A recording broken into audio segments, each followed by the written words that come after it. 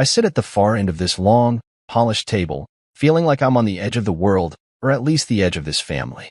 My name's Julian Cross, and I'm the guy who married Harper Montclair, the golden daughter of Franklin Montclair, the loudest man I've ever met.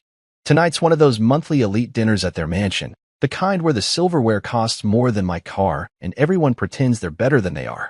The room's all candlelight and crystal glasses, the air thick with the smell of roast lamb and expensive wine. I'm next to Harper, my wife, who looks beautiful but tense, her fingers twisting the napkin in her lap. Across from us, Franklin holds court like he's king of some old empire, his voice booming over the chatter. He's the CEO of Montclair Global Holdings, a man who thinks money and power are the same thing as being right. I'm used to his jabs by now, little digs about my clothes, my quiet way of talking, but tonight feels different. There's a sharpness in the air, like a storm's coming, and I'm the only one who doesn't see it yet. The conversation shifts to business, because with Franklin it always does. He's bragging about some deal he's closed, tossing numbers around like confetti, and then his eyes land on me. I feel it before he even opens his mouth, that heavy stare he gives me, like I'm a bug he'd rather squash than look at.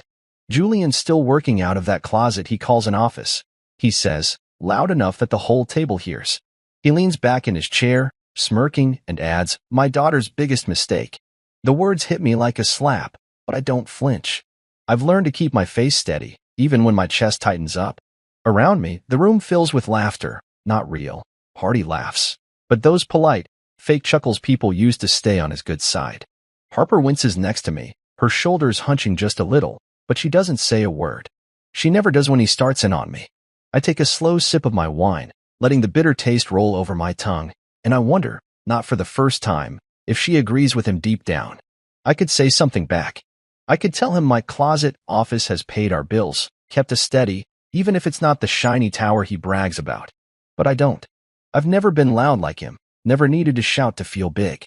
So I just sit there, letting the laughter die out, feeling the heat creep up my neck. The other guests, Franklin's business buddies, Harper's cousins, shift in their seats, some looking at me with pity, others with smirks. I'm the outsider here, always have been. Married into the Montclair name, but never part of it. I'm about to push my chair back, maybe excuse myself to the bathroom just to breathe, when a voice cuts through the room like a knife through butter. Actually, that's my son. It's deep, calm, and it stops everything cold. Every head turns, mine included. It's Bennett Reed, sitting a few seats down, a man who doesn't need to raise his voice to own a room. He's Franklin's biggest client, the founder of Reed Tech, a billionaire who doesn't flash his wealth like a billboard. I've known him for years, but Franklin doesn't know that. None of them do. The silence is heavy now, thicker than the gravy on the table. Franklin's face goes pale, like someone just pulled the rug out from under his whole world. His mouth opens, then closes, and for once, he's got nothing to say. Harper's staring at me now, her eyes wide, like she's seeing me for the first time. The cousins stop smirking. The business buddies lean forward, waiting for what comes next. Bennett's looking right at me, a small nod in his eyes, and I feel something shift inside me, something I've been holding back for a long time. I smile. Not a big, loud grin like Franklin would do, but a quiet one, just for me. I've been waiting for this, even if I didn't know it until right now. Franklin spent years acting like I'm nothing, like I'm some loser who tricked his daughter into marrying me. He never asked what I'd do, never cared enough to find out. And now here's Bennett Reed, the man who keeps Franklin's company afloat, calling me his son, not by blood, but by something stronger. Trust. Work. Results. I can feel the room tilting, the power sliding away from Franklin's end of the table and toward me, and it's not even about revenge. It's about truth, finally breaking through all the noise. The dinner keeps going after that, but it's different now. Franklin tries to laugh it off, making some weak joke about hidden talents, but no one's buying it. His voice isn't so loud anymore. Harper's hand brushes mine under the table, a question in her touch, but I don't look at her yet. I'm not ready to figure out what she's thinking. The food comes out, plates clinking, but I barely taste it. My mind's racing, replaying Bennett's words, feeling the weight of every eye on me. They're wondering who I really am, what I've been hiding. And for the first time in years at this table, I don't feel small. I don't feel like the guy who doesn't belong. I feel like the guy who's been here all along, waiting for them to catch up. I'm Julian Cross, and this is how it all started. Me, a guy with nothing but a beat-up laptop and a dream, building something out of a one-bedroom apartment that smelled like stale coffee and desperation. Years ago, Before I ever met Harper or stepped into the Montclair world, I was just a kid who didn't know how to quit. I'd sit at my wobbly kitchen table, the kind you'd find at a garage sale for $5, and stare at that second-hand laptop like it was my ticket out. I'd type until my fingers ached, working on business plans, ideas, anything to get my consulting firm off the ground. I called it Ironmark Strategies, not because it sounded fancy, but because I wanted something solid, something that felt like me. Back then, I didn't have clients or a big office or even a real chair that didn't creak. All I had was time and a stubborn streak that wouldn't let me give up, even when the bills piled up and the landlord started knocking louder. That's where I was when Harper came into my life. We met at a coffee shop. She spilled her latte on my notebook, laughed about it, and somehow we ended up talking for hours. She was beautiful, smart, and carried herself like she belonged anywhere she went. I didn't know she was a Montclair then. Didn't know her dad was Franklin, the guy who'd later look at me like I was dirt on his shoe. When I found out, it didn't scare me off. I loved her too much by then. We got married quick, a small ceremony because I couldn't afford anything big, and she didn't care. But marrying her meant stepping into her world, a place I never fit. The Montclairs lived in a mansion with chandeliers that sparkled like stars and rooms so big your voice echoed. I'd show up in my best jacket, the one I'd ironed myself, and still feel like I was crashing a party I wasn't invited to. They had this way of looking past me, like I was a ghost they didn't need to bother with. They never asked what I did. Not once. Franklin would ramble on about his deals, his company, Montclair Global Holdings, like it was the only thing that mattered.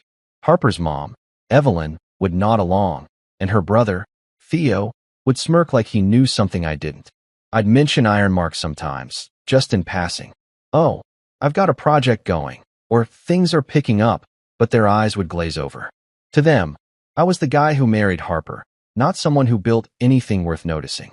They assumed I was failing, scraping by, probably because I didn't have a corner office or a fancy car parked out front. Franklin called my work, that little hobby, once, right to my face, and Harper just squeezed my hand under the table instead of saying anything. I let it slide. I always let it slide.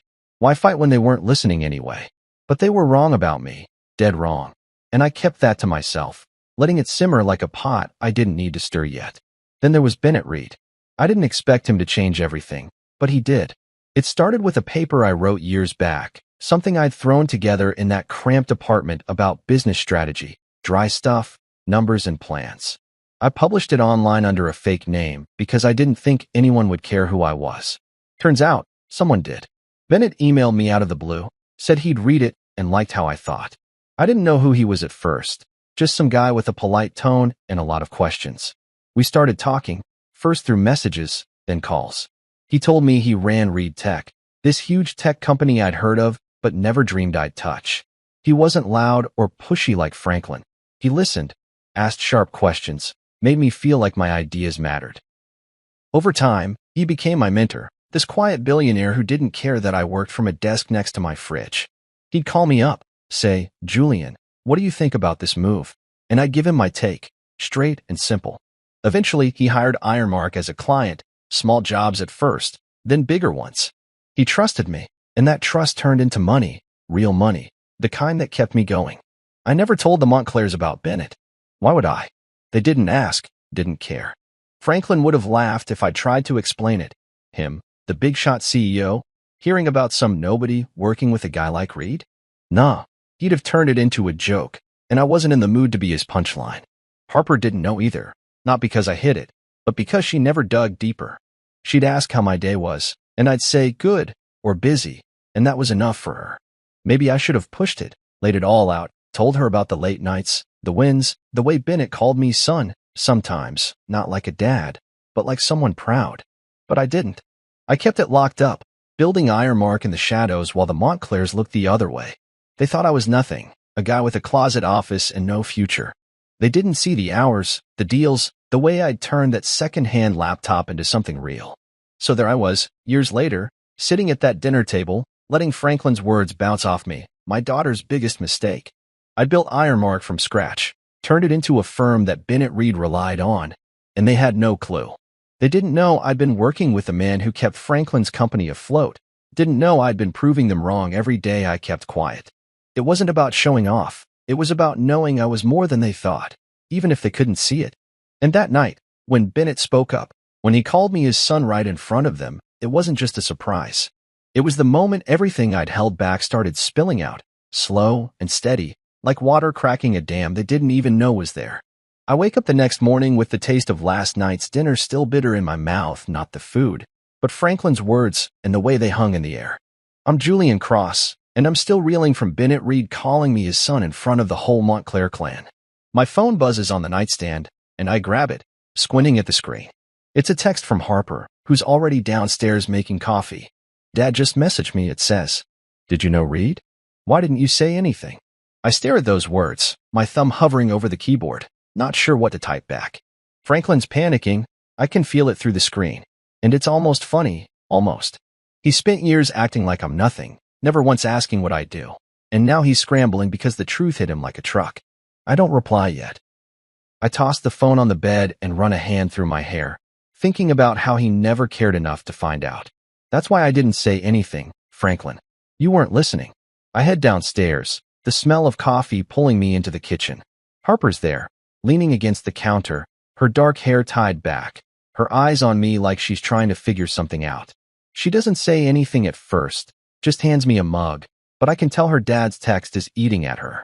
I take a sip, the heat burning my tongue, and I wonder if she's mad I kept quiet about Bennett. She's my wife, sure, but she's a Montclair too, and sometimes I don't know which side she's on. So, she finally says, her voice soft but sharp, Bennett Reed. How long have you known him? I shrug, keeping it casual, even though my stomach's twisting. A while, I say. He's a client. Been one for years. Her eyebrows go up, and she sets her mug down hard enough that it clinks against the counter. Years? She repeats, like she can't believe it. I nod, looking at her over the rim of my cup. Yeah, he found me through some work I did. We clicked. That's it. She stares at me, and I can see the wheels turning. Why didn't I tell her? Why didn't I brag about it? Because, Harper, you never asked either. You bought your dad's story about me being a nobody, and I let you. I don't say that out loud, though. Instead, I turn away, grab my jacket from the chair, and tell her I've got work to do. She doesn't push, just watches me go, and I feel her eyes on my back as I head out to my car. I drive to the office, my real office, not the closet Franklin loves to mock. It's small, sure, but it's mine, tucked in a strip mall between a deli and a dry cleaner. Inside, my team's already waiting. Amira, my legal whiz with her sharp suits and sharper mind. Devin, the data guy who can find anything with a few clicks. And Clara, my finance expert who keeps the numbers tight. They're my people, the ones who've been with me since Iron Mark was just a name on a cheap business card. I drop into my chair, the old leather creaking under me, and tell them what happened at dinner. Bennett outed me. I say, grinning a little despite myself. Franklin's losing it. Amira laughs, Devin smirks, and Clara just nods like she saw it coming. They know what's at stake here, not just some family drama, but the bigger game we've been playing. See, I've been working on something behind the scenes, something Franklin doesn't see coming. It's a private acquisition deal, quiet and slow, the kind that doesn't make headlines until it's done. Bennett's in on it. He's the client, after all, but it's my plan, my moves. We're targeting a piece of Montclair Global Holdings, a chunk of Franklin's empire he doesn't even know he's losing yet. My team's been at it for months, tightening the web one thread at a time. Amira's got the contracts locked down, Devin's dug up every detail we need, and Clara's made sure the money's clean and ready. Franklin thinks he's untouchable, sitting up there in his glass tower, but he's wrong. I'm boxing him in, step by step, and he doesn't have a clue it's me. The guy he called a mistake last night, the one he's laughed at for years. I lean back in my chair, staring at the ceiling tiles, and think about how this all feels. It's not just about proving Franklin wrong, though that's part of it. It's about building something real, something mine, while he's been too busy shouting to notice. He's the puppet king, strutting around like he runs the world, but I'm the one pulling strings he can't even see. My phone buzzes again, another text from Harper. Dad wants to talk to you, it says. I snort, tossing the phone on the desk. Of course he does. Now that Bennett's name's in the mix, now that I'm not just some loser son-in-law, he's curious. Too late, Franklin. I've been here all along, working, waiting, and you didn't care until it hit you in the face. I tell Amira to double-check the latest filings, tell Devin to keep an eye on Montclair's stock, and ask Clara to run the numbers one more time. We're close, closer than Franklin knows, and I'm not stopping now. By the time I leave the office, the sun's dipping low, painting the sky orange. I drive home, my hands tight on the wheel, my mind buzzing with what's coming. Franklin's panicking, Harper's confused, and I'm right in the middle, holding cards they don't even know exist. I could have told them about Bennett years ago, could have waved it in their faces, but I didn't. I kept it quiet, let them think what they wanted, because I knew this day would come. Not some big, loud showdown. Nothing that dramatic, but a slow burn, a shift they can't stop. Franklin's about to find out what I've been up to, and it's not just about last night. It's about everything I've built, everything he ignored. And when he does, I'll be ready. I'm Julian Cross, and today I can feel Franklin's panic seeping through the cracks of his perfect world. It's been a couple of days since that dinner where Bennett Reed dropped the bomb, calling me his son right in front of everyone, and now Franklin's scrambling to save face. My phone rings mid-morning, and I see his name flash on the screen. Franklin Montclair, the man who's never called me unless it's to complain about something I didn't do. I let it go to voicemail, leaning back in my office chair, the hum of the strip mall outside filtering through the window. When I play the message, his voice is all fake cheer, like he's trying to sell me something. Julian, hey, it's Franklin. How about lunch today? Just you and me. We've got some catching up to do. I laugh out loud, alone in my little office, because catching up means he's finally figured out I'm not the nobody he thought. I text back, short and simple. Busy today. Maybe another time.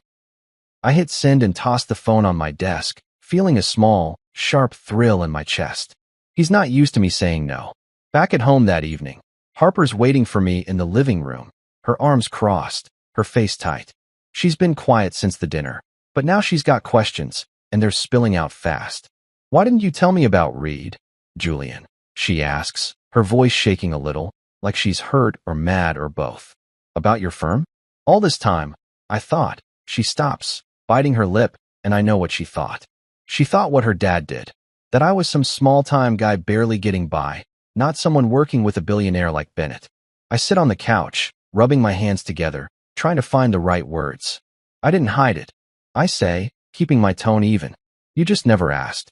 None of you did. Her eyes narrow, and she steps closer, her shadow falling over me. I'm your wife, she says. I should have known. I look up at her, and for a second, I want to snap back. Tell her she's been too busy being a Montclair to see me, but I don't. Instead, I shrug. It's business, Harper. I didn't think it mattered to you. That's not the whole truth, but it's close enough. She believed Franklin's version of me, and I let her, because proving it otherwise felt like shouting into the wind. She doesn't say much after that, just turns and walks to the kitchen, leaving me sitting there with my thoughts. I can tell she's rethinking everything. Our marriage, me, the years I've been quiet while her family laughed. It stings, knowing she didn't see me until Bennett forced her to look, but I push it down. I've got bigger things to focus on. Tonight's the industry gala, this big event where Franklin's set to give a speech, strutting around like the king he thinks he is. I've been invited too, not by him, but by some of the folks I've worked with through Ironmark.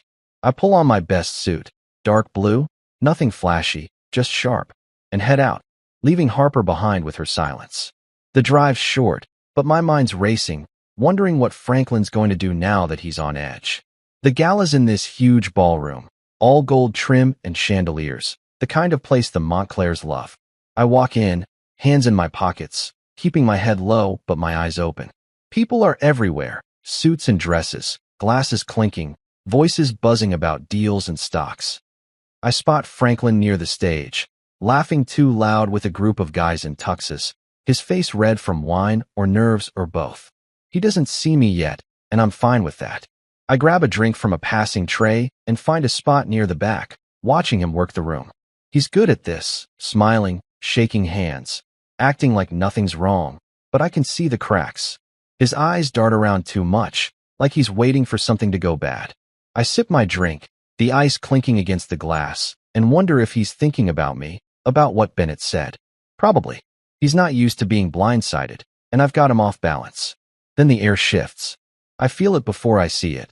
The crowd parts a little, heads turn, and there's Bennett Reed walking in. He's tall, quiet, dressed in a simple black suit that somehow looks better than everyone else's. My heart kicks up a notch, not out of nerves, but because I know what this means. He's not here for Franklin. He's here for me. I watch as he moves through the room, nodding at people, shaking a few hands, but his path straight. Franklin sees him too, and his smile freezes, his hand pausing mid-gesture. I stay where I am, leaning against the wall, letting it play out.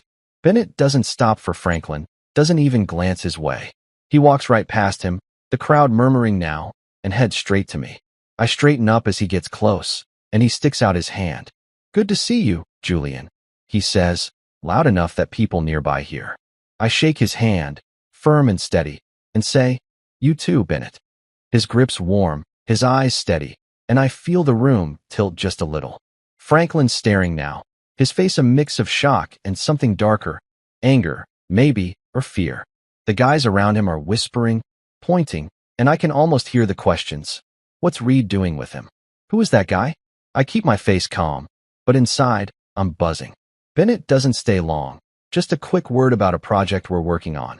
Then he's off to mingle, but the damage is done. Franklin's night's ruined, and I didn't have to say a word. I finish my drink, set the glass on a table, and watch him from across the room. He's trying to laugh again, but it's forced, and no one's buying it. I've got him rattled, and he doesn't even know the half of what's coming. Tonight's just smoke and mirrors. Franklin thinks he can fix this with a lunch or a smile, but I'm already steps ahead. He'll see soon enough. I'm Julian Cross, and right now I'm sitting in my office, the one Franklin loves to call a closet, staring at a stack of papers that could change everything. It's been a week since the gala, where Bennett Reed walked past Franklin to shake my hand, and the buzz from that night still lingers like static in the air. I can feel it every time I step outside. People looking at me different, whispering my name like it means something now. But I'm not here to bask in that. I'm here because Ironmark Strategies, my little firm that started on a wobbly table, has been quietly doing something big.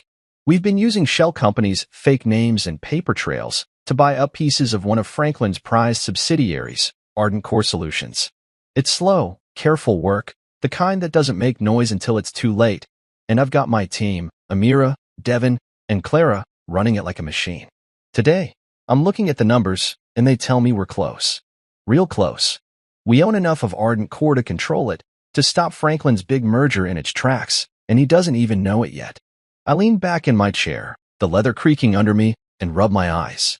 This isn't just business, it's personal, even if I don't want to admit it. Franklin spent years acting like I'm nothing, like I'm some guy who lucked into his daughter and can't do anything right. That merger he's been hyping up? The one he's been bragging about at every dinner, every gala? It's his golden ticket, the thing he thinks will cement his name forever. Ardent Core's the key to it, a tech subsidiary he's been pouring money into, banking on it to seal the deal. What he doesn't know is that I've been buying it out from under him, piece by piece, through companies he'd never connect to me. I've got the votes now, the shares, the power to say no. I could veto the whole thing tomorrow if I wanted, and he'd be left standing there with nothing but his loud voice and a room full of people wondering what happened.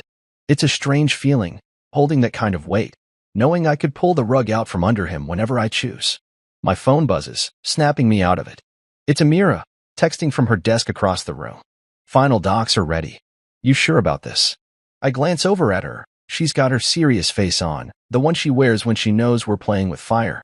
I nod, even though she can't see it, and text back, yeah, let's lock it down. She doesn't argue, just starts typing, her fingers flying over her keyboard. Devin's next to her, hunched over his laptop, digging through Ardent Core's latest reports, making sure we've got every angle covered. Claire's on the phone in the corner, her voice low as she talks to one of our shell company reps, double-checking the money's in place. They're my crew, the ones who've stuck with me through the lean years, and they know what this means. We're not just taking a shot at Franklin, we're rewriting the game he thinks he owns. I watch them work, and for a second, I feel proud, not just of me, but of us. This isn't some solo revenge trip. It's a team, built from scratch, doing what Franklin never thought we could. I get up and pace the room, my boots scuffing the worn carpet. The office is small, bare walls, a couple of desks, a coffee maker that's seen better days, but it's ours. I think about Franklin's tower downtown, all glass and steel, and how he'd laugh if he saw this place. He doesn't get it, though. Power's not in the building, it's in the moves you make, the ones he's too busy shouting to notice. I stop by the window, looking out at the parking lot, and my mind drifts to the Montclair Foundation Gala coming up. It's this big charity thing Franklin runs every year, a chance for him to play the generous king in front of all his rich friends. He thinks it's going to be his night, another stage to show off, to talk about his merger like it's already done. I've got an invite, not from him, but from Bennett, who's the guest of honor this time. Franklin doesn't know that part yet, doesn't know I'll be there, standing in the shadows, ready to watch it all unfold. I turn back to my desk, picking up a pen and tapping it against the wood. The merger's not dead yet, Franklin's still pushing it, still thinks he's got the votes locked down. He's got no idea that Ardent Core's board is about to get a surprise, that the shares he's counting on aren't his anymore. I could call it now, send the word and kill it dead, but I don't. Not yet. I want him to feel it at the gala, to see his face when he realizes he's not the one in charge. It's not about cruelty, it's about timing. I've waited years for this, letting him think I'm small, letting him laugh, and now I'm holding the switch. Amira looks up from her screen, catching my eye. "You're enjoying this, aren't you?" she says, half smiling. I shrug, but she's right. There's a part of me that likes it, that feels the rush of knowing I've outplayed him at his own game. By the time I leave the office, it's dark outside, the street lights buzzing in the quiet. I drive home, my hands steady on the wheel, my mind sharp. Harper's probably waiting, probably still mad or confused or whatever she's been since the dinner, but I can't think about that now. The gala's in a few days, and I've got to be ready, suit pressed, words straight, everything in place. Franklin thinks it's his night, his chance to shine, but I've got other plans. I've been building this for too long, moving pieces he didn't see, and now it's almost time to show my hand. Not all of it, just enough to make him sweat. I pull into the driveway, cut the engine, and sit there for a minute, staring at the house. This is my life, my fight, and I'm not backing down. I'm Julian Cross, and tonight I'm walking into the Montclair Foundation Gala, feeling like a man with a secret too big to hold. The ballroom's huge, all black tie and glittering lights, with waiters weaving through the crowd carrying trays of champagne. I'm in a suit, dark, fitted, nothing too loud, because I don't need to scream to be heard, not anymore. My hands are steady, but my pulse is up, thumping in my ears as I step inside. This is Franklin's night, or so he thinks. He's over by the bar, his voice booming over the chatter, praising himself to a circle of tuxedoed men with fake smiles. I see him from across the room, his gray hair slicked back, his chest puffed out like he owns the place. He's in his element here, surrounded by rich friends and donors, talking up his big merger like it's already a done deal. He barely looks my way, just a quick glance and a smirk, like I'm still the nobody he's always seen. I let him think that. It's better this way. I move through the crowd, nodding at a few faces I recognize, people I've worked with, quiet players who know my name now thanks to Bennett Reed. Harper's here too, somewhere, but I haven't spotted her yet. She's been distant since our talk the other night, and I don't know where we stand, but I can't focus on that now. I grab a glass of water from a tray, no alcohol tonight.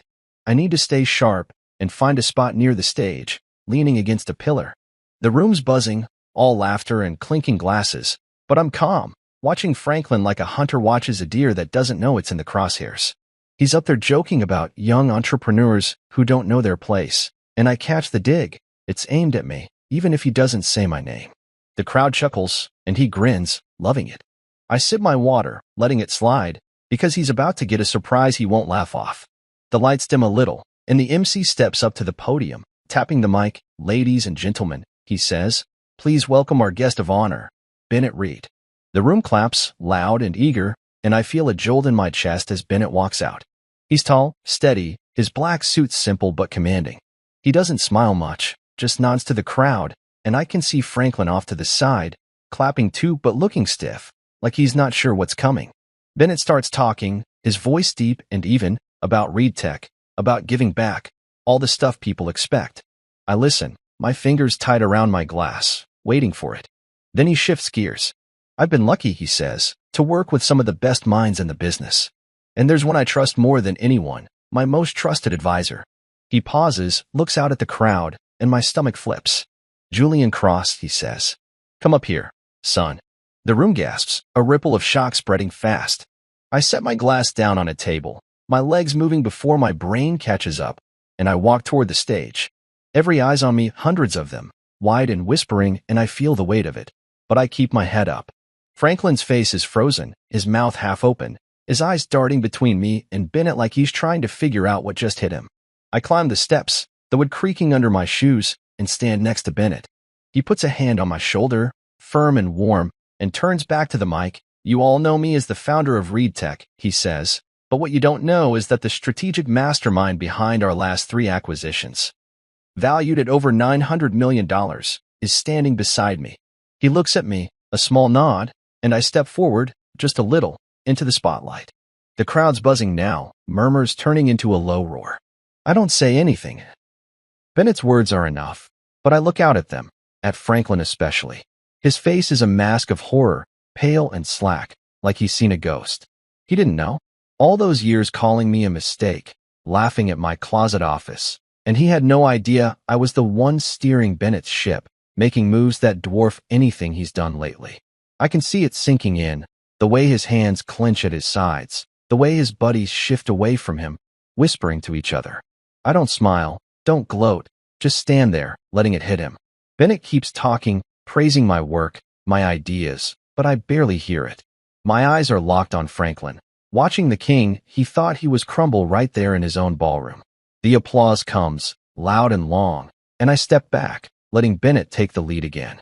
He finishes his speech, and we walk off together, the crowd still clapping, still buzzing.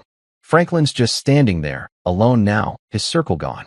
I catch a glimpse of Harper near the back, her eyes wide, her mouth tight, but she doesn't move toward me. I don't know what she's thinking, pride, shock, anger, and I can't deal with it yet. Bennett claps me on the back as we step off stage. "You did good up there," he says, his voice low. "Let them see you." I nod, my throat tight, and thank him. He heads off to mingle, leaving me by the wall, my heart still pounding. I grab another water, my hands shaky now that it's over. The gala keeps going. Music, laughter, people dancing. But it's different. People look at me as they pass, some nodding, some staring like they're trying to figure me out. Franklin's nowhere near the bar anymore. I see him by a table, talking fast to someone, his gestures sharp. He's rattled, and I did that. Not with a fight or a shout, but with the truth, laid out plain for everyone to see. I lean against the wall, watching it all, knowing this is my night now, not his. He thought he'd shine, but I've taken the stage, and there's no going back. I'm Julian Cross, and the morning after the gala feels like the world's shifted under my feet. I wake up to my phone buzzing nonstop, texts, emails, notifications lighting up the screen like fireworks. I'm still in bed, the sheets tangled around me, and Harper's already gone, probably downstairs avoiding me again. I grab the phone and scroll through it all, my eyes bleary but my mind sharp. The news is everywhere. Franklin Montclair's son-in-law behind Reed Tech's $900 million success. Articles, blogs, even a clip from some morning show talking about how I blindsided everyone last night. I sit up, rubbing my face, and let it sink in. The truth's out now, loud and clear, and Franklin's empire is shaking because of it. I didn't plan for this kind of fallout, not this fast, but I'm not sorry either. He's had it coming for years. By noon, it's chaos. Montclair Global Holdings shareholders are asking questions, their emails flooding Clara's inbox. She forwards me a few, her notes all caps. They're freaking out. Ardent Core Solutions, that subsidiary I've been quietly taking over, has an emergency board meeting scheduled for tomorrow. I knew this was coming. I've got the shares to block Franklin's merger, and last night's reveal just lit the fuse. I head to the office, my little strip mall hideout, and find my team already there. Amir is pacing, phone to her ear, arguing with someone about contracts. Devin's got 3 screens open, tracking Montclair's stock as it dips, nothing huge yet, but enough to make people nervous. Claire's at her desk, calculator in hand, running numbers like her life depends on it. I drop into my chair, the leather groaning, and they all look at me. Well, I say, it started. They nod, no smiles, just focus. We've been building this web for months, and now it's tightening around Franklin whether he likes it or not. My phone rings again, and this time it's Franklin himself. I stare at the screen, his name glaring back at me, and I almost don't answer. But I do, putting it on speaker so the team can hear. "Julian," he says, his voice tight, no fake cheer this time. "We need to talk. Now." I lean back, crossing my arms. "About what?" I ask, keeping it cool. He sputters, like he can't believe I'm making him say it. This mess. Reed, the gala, Ardent Core, what the hell are you doing? I glance at Amira, who's smirking now, and take a slow breath. You can't do this, he snaps, louder now. You can't just, I cut him off. I'm not doing anything, Franklin. I'm just conducting business. Like you always said I should. There's a long pause, and I can hear him breathing hard on the other end, like a bull about to charge. Then he hangs up, the line going dead. Devin snorts, Clara shakes her head, and I just sit there, feeling the weight of it. He's mad, sure, but he's scared too, and that's new. I spend the afternoon with the team, locking down our next move. The merger's dead. I send the word through our shell companies, voting down the deal with the shares we've got. Ardent Core's board will get the news tomorrow, and Franklin's going to lose it when he realizes his golden plan's gone up in smoke. Montclair Global stock takes another hit by the time the market closes, down 5%. Not a crash, but enough to sting. I watch the numbers on Devin's screen, red lines creeping lower, and wonder how Franklin's handling it. Probably yelling at someone, blaming everyone but himself. I don't feel bad, though. He built this tower on sand, thinking he could talk his way out of anything, and I'm just the guy who stopped pretending he was invincible. When I get home, Harper's in the kitchen, chopping vegetables with a knife that's moving too fast. She doesn't look up as I walk in, but the tension's thick, like the air before a storm. I lean against the counter, watching her, waiting. Finally, she slams the knife down and turns to me, her eyes sharp. "You've humiliated him," she says, her voice low but hard. "My dad. At his own gala." I don't flinch, just meet her gaze. "He humiliated himself," I say. "Years of it, Harper. Calling me a mistake, a failure. You think I wanted this?" She stares at me, her hands clenched, and I can see the fight in her, the pull between me and her family. Then she says something I didn't expect.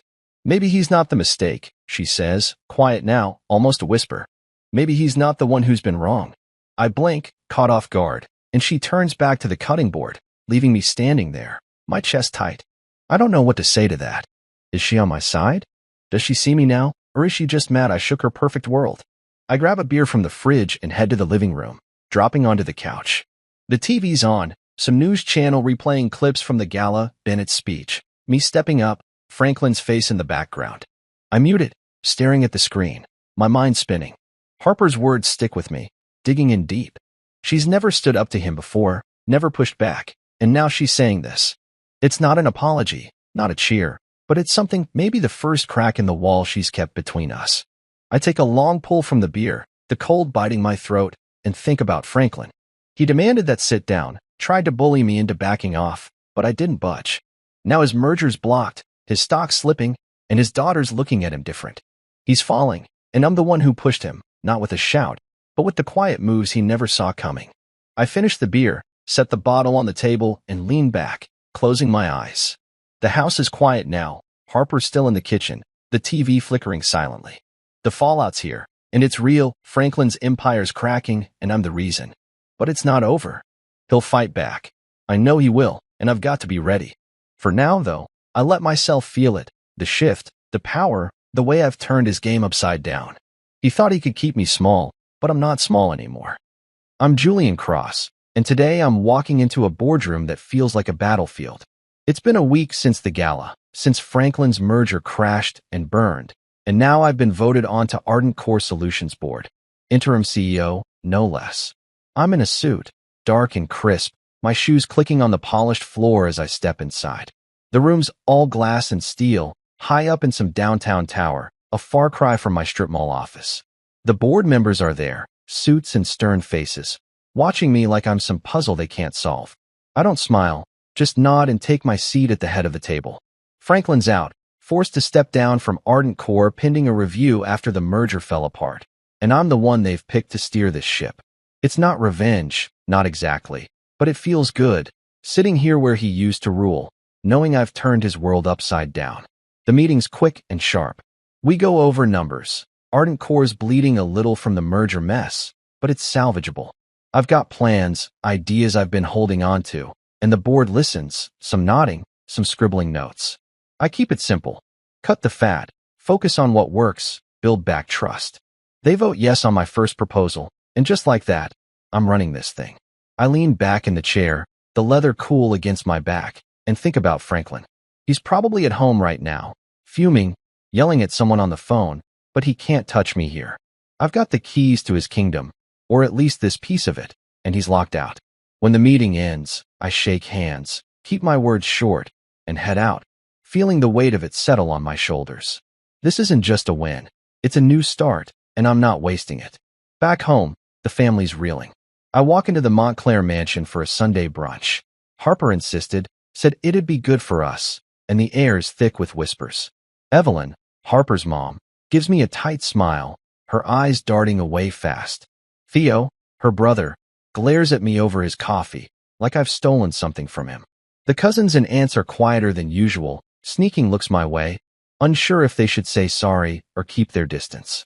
I sit next to Harper, who's picking at her eggs, her face unreadable. Franklin's not here. Harper says he's under the weather, but I know he's just hiding, licking his wounds. The table's tense, no one mentioning the gala or ardent core, but it's there, hanging over us like smoke. I eat my food, keep my head down, and let them stew. They don't know what to do with me now. Am I the enemy, the savior, or just the guy who broke their perfect picture? I don't care. I'm not here to make them comfortable. Later, I'm back at the office, digging into something new. There's this startup Franklin rejected a while back, small, struggling, but with real potential. I saw it when no one else did, and now I've got the cash and the pull to buy it out. I call Amira, Devin, and Clara in, lay out the plan. We take it over, pump in some money, turn it around. They're on board, eyes lighting up like they always do when I've got a hunch. We move fast. By the end of the month, it's ours, and 6 months later, we've tripled its value. It's not huge, not REIT-tech big, but it's mine, built from the ground up, and it proves what I've known all along. I don't need Franklin's name or his tower to make something real. I sit at my desk, looking at the numbers, and feel a quiet pride. He'd have laughed at the startup, called it a waste, but I saw the gold in it, and now it's shining. Then there's Harper. Things have been rough since the gala, since she said that thing about Franklin maybe not being the mistake. We're trying, though. I book us a therapist, some guy with a calm voice and a notepad, and we start going once a week. The first session's awkward, sitting on a stiff couch, staring at each other while he asks questions. Why didn't you tell her about REIT-tech? He says to me. I shrug, my hands clasped tight. She didn't ask. No one did. Harper's eyes flick to me, sharp and hurt. I should have known, she says, her voice small. You should have trusted me.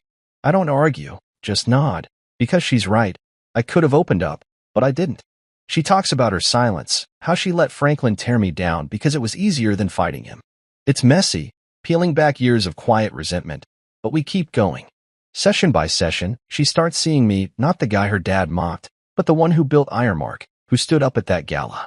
It's slow, like thawing ice, but it's something. By the time I'm driving home one night, the city lights blurring past, I feel different. Ardent Core's steady under me, the startup's growing, and Harper's starting to look at me like she used to, back when we were just two people in a coffee shop. The Montclairs are still whispering, still unsure, but I don't need their approval anymore. I've got my team, my work, my life, stuff I made, not stuff I'm married into. I pull into the driveway, cut the engine, and sit there for a minute, the quiet wrapping around me. Franklin's out there, somewhere, probably plotting his comeback, but I'm not scared. I've taken his seat, built my own table, and I'm not giving it up. Harper's inside, waiting, and for the first time in a while, I think we might be okay. I step out of the car, the night air cool on my face, and head in, ready for whatever's next. I'm Julian Cross, and tonight I'm pulling up to the Montclair mansion in my old car, the one Franklin used to sneer at, feeling like I'm walking into a lion's den with my head high. It's been months since the gala, since I took over Ardent Core and started rebuilding things my way, and Franklin's been quiet, too quiet. Now he's throwing this dinner party, small and desperate, like he's trying to claw back some of the control he's lost. Harper's next to me in the passenger seat, her hands folded tight in her lap, her face calm but tense. He just wants to talk, she says, like she's convincing herself more than me. I nod, not saying much, because I know Franklin better than that. This isn't about talking. It's about him trying to act like nothing's changed, like he's still the king of this family. I cut the engine, step out, and adjust my suit, tailored now, simple but sharp. No entourage, no flashy watch, just me. That's enough. We walk up the steps, the big oak doors looming, and Evelyn opens them with a smile that doesn't reach her eyes. "Julian, Harper, good to see you," she says, her voice thin. Inside, the dining room's smaller than usual, just a handful of people, not the big crowd Franklin loves. Theo's there, slouched in a chair, glaring at me like I've ruined his life. A couple of cousins linger near the wine, whispering, and then there's Franklin, standing by the head of the table, his gray hair messy, his tie loose. He looks older, worn, but he's still got that loud energy, forcing a laugh as he waves us in. "Come on, sit," he says, like we're all old pals. I take a seat next to Harper, my back straight, and watch him. He's trying hard, too hard, to pretend the last few months didn't happen, like I didn't block his merger, take his company, turn his world upside down. I let him play it out, keeping my face blank. Then Bennett Reed walks in, and the room shifts. He's in a black suit, calm as ever, and Franklin's smile falters for a second before he plasters it back on. "Bennett, glad you could make it," he says, too loud, shaking his hand like they're best friends. Bennett nods, polite but cool, and sits across from me. I catch his eye, and he gives me a small nod, nothing big, just enough. Franklin doesn't know it yet, but Bennett's not just here as a guest.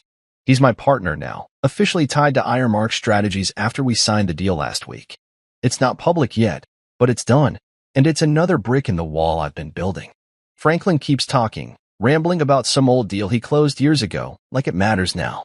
The food comes out, steak, potatoes, fancy stuff, and I eat slow, listening, waiting. He's putting on a show, but it's hollow, and everyone can feel it. Halfway through dinner, I decide it's time. I set my fork down, wipe my mouth, and stand up, glass in hand. The room goes quiet, all eyes on me, Franklin's too, narrowing like he's not sure what I'm up to. "I'd like to make a toast," I say, my voice steady, loud enough to fill the space. "To real business. Not the kind that screams, but the kind that listens, learns, and lasts." I look around, meeting their gazes. Evelyn's nervous, Theo's angry, the cousins confused. Harper's watching me, her lips parted, and Franklin's just staring, his jaw tight. I raise my glass higher. "To the people who build something, not just talk about it." I clink my glass with Harper's. She lifts hers, hesitant but firm, and Bennett taps his too, a quiet clink that says more than words. The others follow, awkward and slow, but Franklin doesn't move. He sits there, his hands flat on the table, his face red. I sit back down, and the silence stretches, heavy and sharp. Franklin tries to laugh it off, a forced chuckle that dies fast. "Well, that's nice, Julian," he says, his voice tight. Real poetic. He grabs his wine, takes a big gulp, but he's rattled. I can see it in the way his fingers shake. No one else says anything. Theo mutters something under his breath, but I don't catch it, and I don't care. Harper's hand brushes mine under the table, a small touch, and I glance at her. She's not smiling, but her eyes are soft, like she's proud or relieved or both. It's the first time she's felt solid next to me in a while, and it hits me hard, warming my chest. Franklin starts talking again, some loud story about a golf game, but it's weak, and no one's really listening. The dinner drags on, dessert, coffee, but the air's different now. I've taken the room, not with a fight, but with a few words that cut deeper than he expected. When it's over, I stand to leave, shaking Bennett's hand as he heads out. "Good toast," he says, low and steady, and I nod. "Thanks for being here." He claps my shoulder and goes, leaving me with the Montclairs. Franklin's by the door, saying goodbye to the cousins, but he doesn't look at me. Not once. Evelyn mumbles something about seeing us soon, and Theo just stalks off. Harper and I walk to the car, the night cool and quiet around us. She doesn't say much, just slips her hand into mine as we drive home, her fingers warm against my skin. I don't push her to talk. I don't need to. That clink of her glass, that touch, it's enough for now. Franklin's still in there, probably stewing, but he didn't speak after my toast. He couldn't. I've got Bennett, I've got Harper, and I've got the final seat at this table, not his table anymore, but mine. I keep my eyes on the road, the headlights cutting through the dark, and feel it settle. I'm not the outsider here.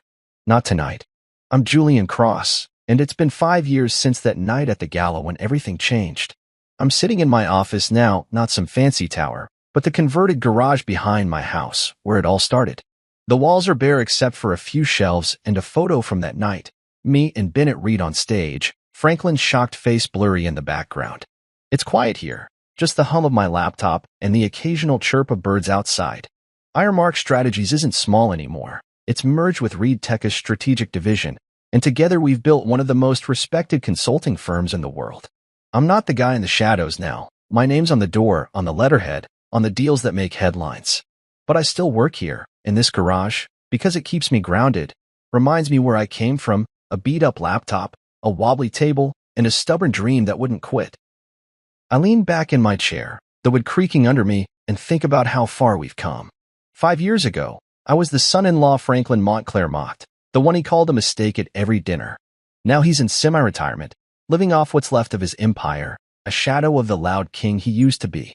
Montclair Global Holdings isn't gone, but it's not untouchable anymore, stock steady, not soaring, and the name doesn't carry the weight it once did.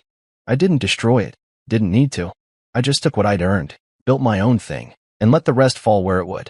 Ardent Core Solutions is mine now, fully. After I took over as interim CEO, I turned it around, made it lean and strong, and bought out the last of Franklin's shares.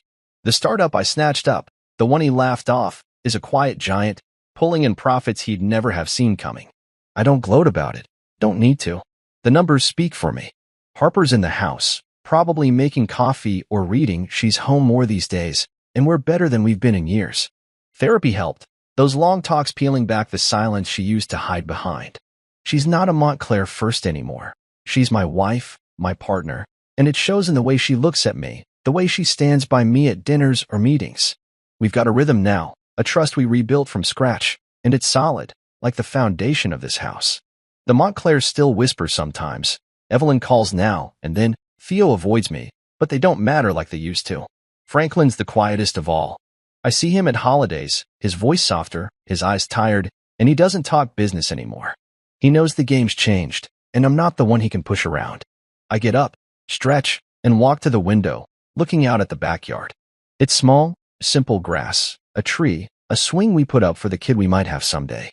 I think about power, how I used to imagine it as something loud, something Franklin had with his big office and bigger mouth. But that's not it. Real power's quiet, steady, the kind you build when no one's looking. I learned that here, in this garage, plugging away while they underestimated me. Bennett taught me that too. He's still around, a partner and a friend, calling me son over coffee or contracts. We don't need thrones or gold-plated names. We've got results, trust, the kind of strength that lasts. I was underestimated perfectly, and it gave me room to grow, to become the quiet king I am now. My phone buzzes on the desk, and I pick it up. Clara, texting about a new client, some tech firm that's heard of us and wants in. I smile, shoot back a quick, set it up, and set the phone down. The work never stops, but I don't mind. It's mine, every piece of it, built from that old laptop to this. I walk over to the photo on the wall, the gala night frozen in time. I remember the gasps, Franklin's face, the way I stepped forward and felt the room shift. That was the turning point, the moment they saw me, but it wasn't the start. The start was here, years before, when I decided I wouldn't quit. I touch the frame, the glass cool under my fingers, and feel a quiet pride, not loud, not showy, just mine. Outside, the sun's dipping low, painting the sky orange and pink. I grab my jacket, lock the garage, and head into the house. Harper's in the kitchen, the smell of coffee hitting me as I walk in. She looks up, smiles small, real, and I feel it, that warmth we fought to keep. Busy day? She asks, handing me a mug. I nod, take it, and sip. Always, I say, and she laughs, soft and easy. We sit at the table, talking about nothing big, her book, my client, the weather, and it's perfect.